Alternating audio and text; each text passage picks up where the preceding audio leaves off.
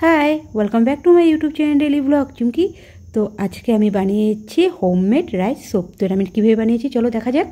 তো প্রথমে আমি নিয়েছি চাল আর মুসুরির ডাল। তো এটা আমি আগের দিন রাত্রে ভিজিয়ে রেখেছি।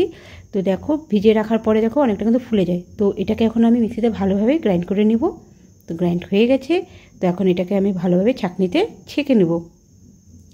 আর ছাঁকনিতে ছাকার পরে দেখো খুব সুন্দরভাবে জিনিসটা হয়ে গেছে। তো এখন কি লাগবে, সোপ বেস। তো এটা হচ্ছে আমি অনলাইন থেকে কিনেছি, মেশো অ্যাপ থেকে। আর এটা গ্লিসারিন সোপ বেস।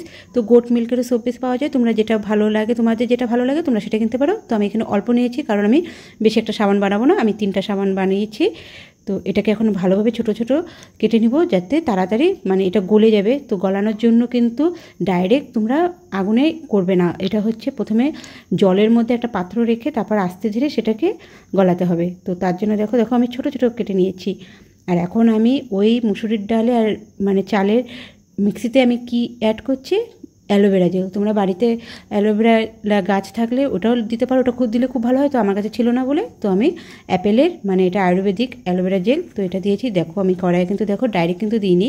তো একটা পাত্রের মধ্যে নিয়ে এখন এটাকে আমি ভালোভাবে গলিয়ে নেব। তারপরে হচ্ছে যেটা আমি বানিয়েছি মানে মুসুরির ডাল আর হচ্ছে চালের যে মিক্সিটা, সেটা আমি এখন এটার মধ্যে অ্যাড করব। দেখো গলে গেছে। আর এটা বানানো কিন্তু খুব সোজা। এখন আমি অ্যাড করে দিয়েছি। আর এটা স্কিনের পক্ষে কতটা ভালো তোমরা সবাই জানো।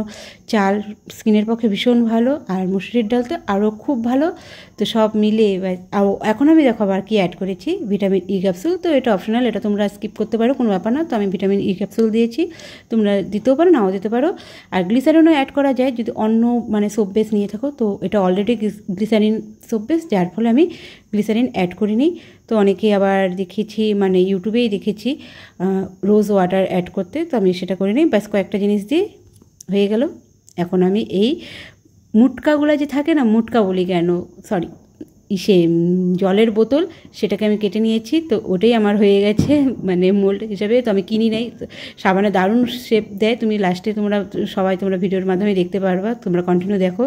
তো এটা হওয়ার পরে দেখো ঠান্ডা করার জন্য মানে এটা কিছুক্ষণ রাখতে হয়, তারপরে এটা শক্ত হয়ে যাবে, তারপরে সাবানে পরিণত হবে। দেখো কি সুন্দর সাবানে পরিণত হয়ে গেছে। বোতল দিয়ে কিন্তু দারুণ জিনিসটা হয়েছে, তাই না? যাদের কাছে বাড়িতে নেই, আমার কাছে ছিল না বলে আমি বোতলের মানে কাজটা করেছি, বোতলটা কেটে বাইস করেছি, পুরানো বোতলটাই কেটেছি। দেখো খুব সুন্দর একটা ডিজাইনও কিন্তু এসেছে, বোতলে যে ডিজাইনটা সেটাও এসেছে। তো রেডি হোমমেড রাইস সোপ। তো তোমাদের ভিডিওটা কীরকম লাগলো অবশ্যই কমেন্ট বক্সে বলবা। ভালো লাগলে please like share comment and subscribe করে দিও আমার চ্যানেলটিকে। তো আজকের ভিডিও এ পর্যন্ত, দেখা হবে নেক্সট ভিডিওতে। তো আজকে যেন টাটা।